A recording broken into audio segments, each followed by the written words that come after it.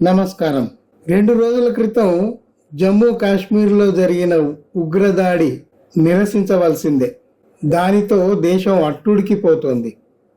అయితే దాని మీద కొన్ని అనుమానాలు కూడా ఉన్నాయి. అది నిజంగా పాక్ ఉగ్రవాదులు చేశారా, లేదా అంతర్గతంగా ఆర్ఎస్ఎస్ బీజేపీ ప్రభుత్వమే నాటకీయంగా ఆ దాడి జరిపించి ఒక కథకు రూపకల్పన చేశారా అన్నది చాలామంది ప్రముఖులు వెలిబుస్తున్నారు. లేదు, అది నిజంగా జరిగిందే, పాక్ ఉగ్రవాదులు చేసిందే అని రూఢిగా తెలిస్తే మాత్రం అందుకు కేంద్ర ప్రభుత్వం ఈ దేశ ప్రజలకు క్షమాపణలు చెప్పాలి. ఎందుకంటే సెక్యూరిటీ ఫెయిల్యూర్ ఎవరిది? కేంద్ర ప్రభుత్వానిదే కదా. మేము ఈ టూరిస్టులను రక్షించలేకపోయాము, మా అసమర్థత వల్ల ఈ లోపం జరిగింది, ఈ దాడులు జరిగాయి అని దేశ ప్రజలకు క్షమాపణ చెప్పాలి. వారి తప్పిదాలను వారే ఒప్పుకుంటేనే ఈ దేశ ప్రజలు గౌరవిస్తారు. కప్పిపుచ్చుతూ మాయమాటలు చెబుతూ ఏవో కథలల్లుతూ ఉంటే వారి మీద విశ్వాసం కలగదు. గతంలో పుల్వామా లాంటి సంఘటనలు ఎన్నో జరిగాయి. మరి అది పట్టుకొని శిక్షించిన దాఖలాలు లేవు. ఇప్పుడు కూడా ఈ ఉగ్రవాదుల్ని పట్టుకొని ఎంతవరకు శిక్షిస్తారు అనేది చూద్దాం. సరే, ఆ విషయాలు అలా ఉండనీయండి. ఉగ్రవాదుల దాడి ఎప్పుడో ఒక్కసారి జరుగుతూ ఉంది, కానీ అంతర్గతంగా 10 ఏళ్లుగా దేశంలో ఇతర మతస్థుల మీద విపరీతమైన దాడులు జరుగుతూనే ఉన్నాయి కదా. రోజువారీ కృత్యం అయిపోయింది. శతాబ్దాలుగా మనువాదులు బౌద్ధాన్ని నాశనం చేయడానికి చాలా ప్రయత్నం చేశారు. అవన్నీ మనం మాట్లాడుకుంటూ వస్తూనే ఉన్నాం. ఈ ప్రభుత్వం అధికారంలోకి వచ్చిన గత 10 ఏళ్ల నుండి ఏవో అవి సాకులు ఈ సాకులు చెప్పి మొఘలు రాజులు క్రూరులు కాబట్టి మీరు ఇప్పుడున్న ఈ ముస్లింలను ద్వేషించండి అని సందేశం ఇవ్వటం ఏం సబబు? మనం ఎప్పటి పరిస్థితుల్ని అప్పటి వరకే చూడాలి. అప్పుడెప్పుడో పూర్వకాలంలో మనువాదులు మనుస్మృతిని రాసి పెట్టారని సమకాలీనంలో ఉన్న బ్రాహ్మణ సమాజాన్ని మనం ద్వేషించకూడదు, ద్వేషించలేం. అందరం మానవులు, సమాన స్థాయి గలవారము అన్న హృదయ ఔదార్యంతో మనం మెలగాలి. అయితే ఇప్పుడు ఈ అన్యమతస్థుల సమస్యను నేనెందుకు ఇక్కడ లేవనెత్తుతున్నానంటే, ఈ నెలలోనే 16 ఏప్రిల్ 2025న ముంబైలోని విల్లే పార్లే ప్రాంతంలో జైన మందిరం ఒకటి ఉంది. అది పార్శ్వనాథ మందిరం అని అంటారు. ఇది కాంబ్లీవాడిలో నేమీనాథ్ సహకార గృహ నిర్మాణ సంఘ ఆవరణలో ఉంది. ఇది ఇప్పుడు కొత్తగా కట్టిందేమీ కాదు. 30-40 ఏళ్లుగా అక్కడ ఉంది. జైనులు పెద్ద ఎత్తున ఆ మందిరాన్ని దర్శించుకుంటారు. వారి పూజా కార్యక్రమాలు వాళ్ళు నిర్వహించుకుంటున్నారు. బిఎంసి అంటే బృహన్ ముంబై మున్సిపల్ కార్పొరేషన్ వారు దుందుడుకు చర్యగా ఆ పార్శ్వనాథ మందిరాన్ని బుల్డోజర్ పెట్టి కూలగొట్టారు. మనకు తెలుసు, జైన ధర్మం వైజ్ఞానికమైంది, సంవేదనాశీలమైంది. యుద్ధం గాని ఉగ్రవాదం గాని జైన ధర్మం ప్రోత్సహించదు. అది ఎంతసేపటికి పర్యావరణ పరిరక్షణ, జీవుల సంరక్షణ గురించే మాట్లాడుతుంది. పరస్పరము సహజీవనం చేయటంలోని ఔన్నత్యం గురించి జైన ధర్మం మాట్లాడుతుంది. అదేం చెప్తుందంటే, ఒక జీవి మరొక జీవి మీద ఆధారపడి ఉంది అన్న సిద్ధాంతాన్ని అది చెప్తుంది. అతి సూక్ష్మమైన జీవహింసను కూడా జైన మతం ఒప్పుకోదు, వ్యతిరేకిస్తుంది. అలాంటి జైన మతానికి సంబంధించిన ఒక మందిరాన్ని మీరు కూలగొడతారా? అది కూడా ఎట్లా? కోర్టు స్టే ఆర్డర్ ఇచ్చింది. బిఎంసి వాళ్ళు బృహన్ ముంబై మున్సిపల్ కార్పొరేషన్ వారు ఆ మందిరానికి ఒక నోటీస్ జారీ చేస్తే వాళ్ళు కోర్టులో ఆ ఆలయం తరఫున వాళ్ళు కోర్టుకు వెళితే కోర్టు స్టే ఇచ్చింది. ఆగండి, దాని గురించి వివరాలు చూద్దాము అని.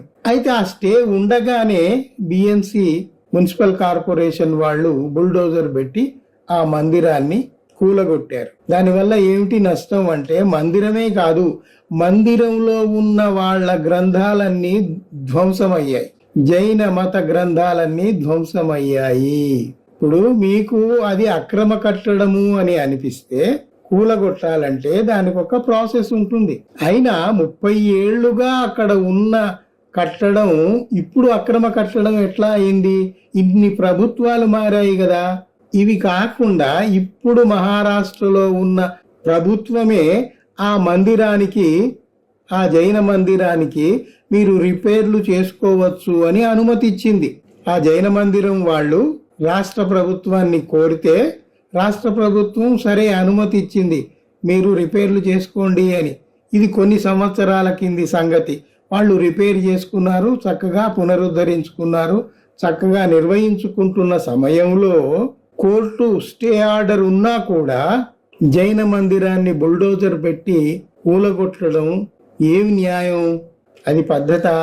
ఇవన్నీ కాకుండా ప్రార్థనా స్థలాలు కట్టడాలు గాని, ప్రార్థనా స్థలాల్లోని విగ్రహాలు, వాటి రూపాలు గాని ఏ మాత్రం మార్చకూడదు. వాటిని యథాతథంగా అదే స్థితిలో కొనసాగనివ్వాలి అని 1991లో మనకు ఒక చట్టం ఉంది. ఆ చట్టాన్ని ఇప్పుడున్న ఈ కేంద్ర ప్రభుత్వము పట్టించుకోకుండా బుల్డోజర్ పెట్టి ఎక్కడికక్కడ విధ్వంసం సృష్టిస్తోంది. ఇది ఒక తాజా ఉదాహరణ. ఇప్పుడు ఇవన్నీ చూస్తే నాకేమనిపిస్తుందంటే, శతాబ్దాల కాలంలో బౌద్ధుల్ని మనువాదులు నాశనం చేశారు, అది అలా ఉండనివ్వండి. ఇప్పుడు ఈ 10 ఏళ్ల కాలంలో ఈ ప్రభుత్వం వారు అధికారంలోకి వచ్చాక ముస్లింలను ద్వేషించమని చెబుతున్నారు. క్రైస్తవుల ఆస్తుల మీద దృష్టి పెట్టారు, ధ్వంసం చేస్తున్నారు. నిన్నగాక మొన్న వక్ఫ్ బోర్డు చట్టం తీసుకొచ్చారు, అంటే ముస్లింల ఆస్తుల మీద కూడా కన్నేశారు. ఈ రకంగా వరుసబెట్టి మైనారిటీ ఆస్తులు ఎక్కడ ఉంటే అక్కడ ధ్వంసం చేయటమే వీరి పని. తప్పు కదా. ఈ దేశం ఎలాంటి దేశం, ఎట్లా తయారు చేస్తున్నారు ఆలోచించుకునే పని లేదా? మొన్న అహ్మదాబాద్ ఉదల్ చర్చ్, అక్కడ ప్రార్థనలు చేసుకుంటున్న క్రైస్తవుల మీద కర్రలతోటి, కత్తులతోటి ఈ మత విద్వేషకులు వెళ్ళి దాడులు చేశారు కదా. ఎందుకు ఇవన్నీ అవసరమా? గుజరాత్, అహ్మదాబాద్, రాజ్పూర్, కాంతిపూర్ విస్తార్లో ఏప్రిల్ 1st వీక్లో, ఈ నెల ఏప్రిల్ 1st వీక్లో అక్కడ 500 నుంచి 600 పురాతనమైన జైన ప్రతిమల్ని నిర్దాక్షిణ్యంగా తొలగించేశారు. ఆ తరువాత 1st వీక్లో అది జరిగితే 2nd, 3rd వీక్ వచ్చేసరికి అసలు ఆ పార్శ్వనాథ్ మందిరాన్నే బుల్డోజర్ పెట్టి కూలగొట్టారు. ఇవి కాకుండా మధ్యప్రదేశ్ నీమచ్ అనే గ్రామంలో 3 జైన మునులు రాత్రిపూట అక్కడ ఒక అరుగు మీద పడుకొని ఉంటే ఈ మత విద్వేషకులు వెళ్ళి వాళ్లను చావబాదారు. వాళ్ళు సెయింట్స్, జైన మునులు. వాళ్ళ దగ్గర డబ్బులు ఏమీ ఉండవు, ఆస్తులు ఏమీ ఉండవు. అది కూడా ప్రయాణంలో దారిలో విశ్రమించటానికి అక్కడ వాళ్ళు పడుకుంటే వాళ్లను వెళ్ళి కొట్టడం ఏమిటి? అంటే మైనారిటీలకు కానీ ఇతర మతస్థులకు కానీ ఈ దేశంలో ఊపిరి పీల్చే స్వేచ్ఛ కూడా లేదా? అలాంటి పరిస్థితులు ఈ కేంద్ర ప్రభుత్వం వారు కల్పిస్తున్నారా అని మనకు అనుమానం కలుగుతోంది. సరే, ఈ విలేపార్లే ప్రాంతంలోని పార్శ్వనాథ్ మందిరం ఎందుకు ఇంత నిర్దాక్షిణ్యంగా కూలగొట్టారు అంటే ఆరా తీస్తే తేలిన విషయం ఏమిటంటే, ఆ మందిరం పక్కనే ఒక కార్పొరేట్ ఆస్తి ఉంది. ఆయన హోటల్ ఉంది, పెద్ద హోటల్ ఉంది. ఆ హోటల్ను ఆయన విస్తరించుకోవటానికి ఈ దేవాలయం అడ్డుగా ఉంది కాబట్టి వెళ్ళి ప్రభుత్వానికి విన్నవించుకుంటే ప్రభుత్వం వారు ఆ కార్పొరేట్ మీద దయదలిచి ఆయనకు మేలు చేయటానికి ఈ 1000 మంది జైనుల్ని రోడ్డుకెక్కించటానికి, వాళ్ళ నమ్మకాల్ని, వాళ్ళ జీవన విధానాన్ని దెబ్బతీయటానికి బుల్డోజర్ పెట్టి దాన్ని కూలగొట్టారు. ఇప్పుడేమైపోయింది? ఆ భూభాగం అంతా ఆ కార్పొరేట్కి ఒప్పజెప్తారు. ఆయన హోటల్ను విస్తరించుకొని పెద్దగా చేసుకుంటాడు. ఆ కార్పొరేట్ ఏం ఊరుకోడు కదా. ప్రభుత్వంలో ఉన్న పెద్దలకు లంచాలు ఇస్తాడు.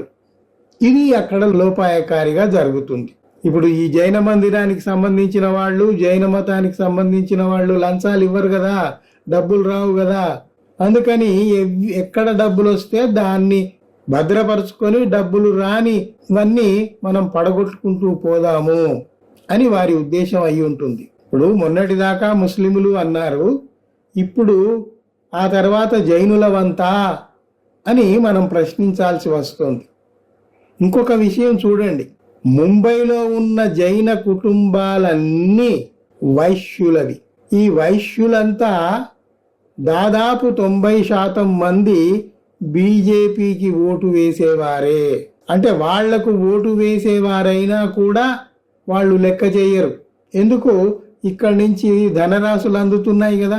పైగా వాళ్ళ ఓటుకు ఏం విలువ ఉంది? మైనారిటీలు వాళ్ళు ఎంతమంది ఓటేస్తే వీళ్లకు సరిపోతుంది? వాళ్ళ ఓట్లు సరిపోవు. అందువల్ల మైనారిటీలను వేరు చేయటమే ఒక ఉద్దేశంగా పెట్టుకొని ఈ ప్రభుత్వం పనిచేస్తుంది. అందుకు తాజా ఉదాహరణ ఈ జైన మందిరాన్ని కూలగొట్టడము. అయితే ఈ మందిరం కూలగొట్టిన తర్వాత వేల సంఖ్యలో జైనులందరూ రోడ్డుకెక్కి నిరసనలు ప్రదర్శించారు. కోర్టు ఆర్డర్ తెచ్చుకున్నా, స్టే ఆర్డర్ తెచ్చుకున్నా దానికి విలువనివ్వకుండా ఇట్లా చేస్తారా అని ఆక్రోశించారు. దేశంలో ఇంత అరాచకం జరుగుతూ ఉంటే దీనికి సమాధానం చెప్పేవాళ్లే లేరు. ఎంతసేపటికి ఆ పాకిస్తాన్ ఏదో చేసింది, దానివల్ల మనకు ఈ నష్టం ఉంది, చైనా ఏదో చేసింది. చైనా ఏదో చేస్తే, చైనా అంత భూభాగం ఆక్రమిస్తే పోయి వాళ్ళతో మాట్లాడి ఒప్పందాలు చేసుకొని ఆ భూభాగాన్ని వెనక్కి తేవచ్చు కదా. అంత తెలివి ఉంటే, అంత తెలివితేటలు ఉంటే గనక పాక్ ఆక్రమించిన కాశ్మీర్ ఏదైతే ఉందో దాని గురించి చర్చలు చేసి వాళ్లను ఒప్పించి మీరేమైనా సాధించవచ్చు కదా. ఎంతసేపటికి ద్వేషమేనా? ద్వేషం ఎప్పటికీ పరిష్కారం కాదు. ఆ ద్వేషం మన పక్కవాడి మీదైనా, పక్క మతస్థుడి మీదైనా, పక్క దేశం వాడి మీదైనా, ఎక్కడైనా ద్వేషం పనికి రాదంటే పనికి రాదు. సహృదయత, ప్రేమ, ఆప్యాయతలే పనికొస్తాయి. యుద్ధం ఎప్పుడూ పరిష్కారం కాదు, శాంతియే పరిష్కారం. నాకు తోచిన విషయాలు మీ ముందు పెడుతున్నాను. దయచేసి వీటి గురించి మీరు కూడా బాగా ఆలోచిస్తారని అనుకుంటున్నాను. ప్రస్తుతానికి సెలవు. మళ్ళీ మరొక విషయం గురించి మళ్ళీ మాట్లాడదాం. Thank you for hearing.